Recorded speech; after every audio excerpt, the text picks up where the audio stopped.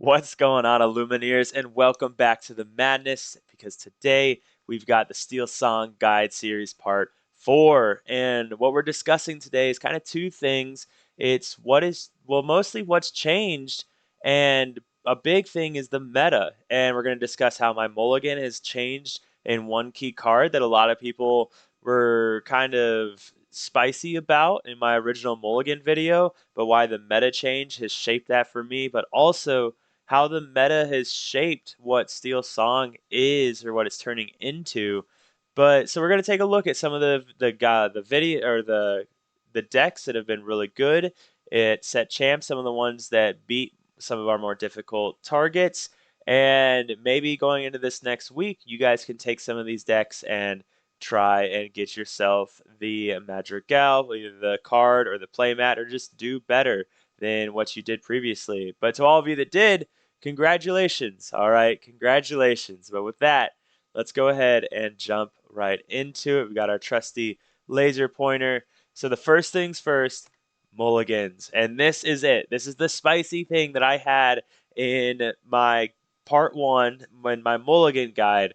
And in my mulligans, with the previous meta, I was not a big fan of Let the Storm Rage On. I didn't like keeping it because there wasn't a lot of decks that were running a lot of one drop characters. And I just didn't like keeping Let the Storm Rage on because it would just turn into a dead card in my hand that sure it had utilization, like I could use it to sing on one of my own characters and then heal with Rapunzel. Sure, but I just wasn't enjoying it. And I didn't like it getting ripped against green, with green purple being really, really popular in my local scene and online at the time of that video. But what's changed now is green is definitely still just as popular, but there's more decks playing one drop characters now. We have Green Steel playing Diablo, some of them playing Diablo and Robin Hoods. We have Ruby Sapphire getting even more popular, and they're all running Tippos. Some of them are running Chichas and throwing them down early. Don't do that, but they're doing it. We still have Red Purple. We have Blurple that is gaining a lot of popularity. So what I'm saying is that keeping Let the Storm Rage on is a better and better idea into almost any matchup now because you're almost always going to have a target for Let the Storm Rage on. So I have changed it, and now when I see Let the Storm Rage on, depending on what my hand is, I'm keeping it 99% of the time when I'm blind, and that's because there's so many one drops for us to hit now. There's people are less afraid of SteelSong, so they're not playing the 1-3s anymore in red purple. They're not playing the little Mickey Mouses in steel. There's just lots of things for us to hit with Let the Storm Rage on, to get our draw, to go wide, all of those things. So I highly encourage you, if you haven't been doing it already, to start keeping Let the Storm Rage on more often in your mulligan. All right. So let's get into some decks. The first one that I wanted to talk about was Chuck's. This is Wchuck or Alex. Um, you guys have known him for Gaston. Okay, that's what he's most he's most well known. This is harp song, right? But he is known for his harps. He is known for Gastons. But into this local or this new meta, really, he's sticking to the Gastons. And some spicy things in here, of course, is Gastons, but also Nalas. And before you write it off, the one of the big decks that Steel Song is struggling into is red blue. So what you'll notice in here is there's no shift line because we need to beat red blue. We have to really get to 20 lore before turn 5 or 6 because they can start playing B prep that early. And what we're doing here, what Wchuck's doing, is with removing the shift line, that's, he's making sure his piglet is almost always online. He's able to play out characters. He's able to start going really wide. Whereas earlier with Medusa, you could easily, red blue could just see your Robin Hood. You've spent 2 cards to play it now. You're not questing for as much. And Medusa, 2 characters out of the way, instead of using Medusa to take out one character is now taking out two characters. Same with Brawl, if you ice blocked or things like that. So he just cut it all together to add in these Nalas, and he added in a couple other things like Chin Pose to be able to just continually go wide. And of course, his Ariel and Gaston combo to get Let the Storm Rage on, because it's pretty much guaranteed at that point for you to be able to sing it. And then, of course, my love of all, Chin Po, just a big boy that's hard to remove for anything. And there's a good argument to really make Chin Po a big card, especially with Blurple getting as popular as it is. That being said, we're super favored into Blurple, so you probably don't need Chin Po anyways, but you could make that argument if you wanted to. So just a good list. There was a couple, I saw quite a few people run it. They all did really well. They got mats with it. And you play in Nala and people are probably pretty confused when you play it. So the next one, this is what I ran for my set champs. I was live streaming it and playing. I did really well. We had a 29 person event. Unfortunately, my two losses for the day were red blue. I will say I really liked the list. I don't think there's really anything that I would change. I would be comfortable walking into a set champs right now with this list and know that I would do just as well, if not better. I talk about this in my Vegas recap, but most of my matches against Red Blue, I beat myself. I go into it with this idea of I'm going to lose, so I'm probably making suboptimal plays. I know game four, I did lose it. I made a crucial misplay that lost me the game, that kept us from going to game three in our second match. Um, but yeah, this list, I feel really confident to it. I still like the control. You see this in Chuck's as well. He's running four Ursulas, the Zeuses, the Song package. I still like the Ursula and the Zeus because it's so strong into the mirror, the green steel.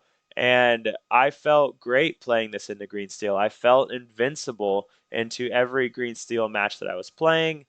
I feel like this is a very well-rounded list. I've always been a fan of Lawrence's. One thing you'll notice is I don't have any big characters. I cut my two Chin Pos for two daisies, and I do like that decision. And I'm okay with that. Now, as I keep saying Blurple because it's the spice right now, it's all over YouTube. There is consideration to cut this again to possibly go to Chin Pos or Cinderella's, but they're just going to Hades it. So, and the other part is they don't really care because they can Hades, they can let it go. They have their answers. So you're better off just going wide and saying good night, okay? At least that's my thoughts on it. But yeah, so I felt good. I continue to feel good. If I changed anything, I'd possibly like to see a third Bare Necessities or a third Daisies, a Daisy Duck. I never saw any of my Bare Necessities in both my Red Blue games or matches, which hurt a lot. I really needed to see that. I also never saw Whole New World early, which I always had to dry cast it, which hurt a lot. But yeah, I feel like either going to a third Daisy or a third Bare Necessities if I was to make any changes to this. But I really liked it. I thought it was a good, well-rounded list personally. I wanted to talk about Tim. I believe it's Tim Halpert. He loves to come in the stream. Really appreciate this guy. He's a really good guy, and I wanted to bring this one up because it is a little spicy because we see no piglets. But what makes this fun is that he beat three Red Blues at his set champs, believed to take first place. And he said if he was to change anything, he would cut the world's greatest for a third Bare Necessities. You'll see the four Smees, the four Lawrences, again, three Ursulas for three Zeuses. So really the only big difference between, his list and mine is um, he has these two Cinderellas and one of the song or the world's greatest, and I have the three piglets. So I just personally, I think Cinderella's a little difficult now. If you can't sing it, you're probably not going to get any, or sorry, if you can't shift it, you're probably not going to get any value out of her with everything that Green Steel has, Red Blue has. Like, it's just hard to get anything out of her. So I've just cut her. But it worked really well for Tim. He beat three red-blue players and was able to take home that mat. So something to consider.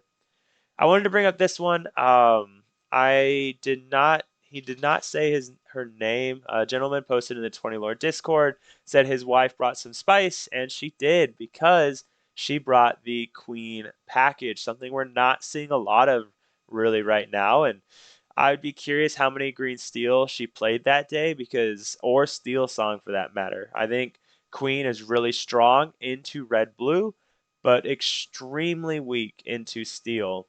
But there's one thing to remember in that Queen offers you what is, in my opinion, the strongest, most explosive game or play in the entire game, and that's turn two, singing Whole New World with Queen. I don't think there's anything in the game that is quite as strong as that because of what it does to the opponent. And that is just awesome. And of course, we have the Blues for a guarantee to lore, protects your questers. Um, World's Greatest Criminal Minds, which I think is a good move if you're running Queen because she can activate it really easily. And then we also have three Cinderellas. So, yeah, another list that worked well. It just goes to show, and the reason I wanted to highlight this is that Steel song lists are all over the place right now, and they're doing really well. Whether you want to do something like this with Queens, we had a gentleman at our set champs that ran double shift line, and that worked well for him. He made top eight with that.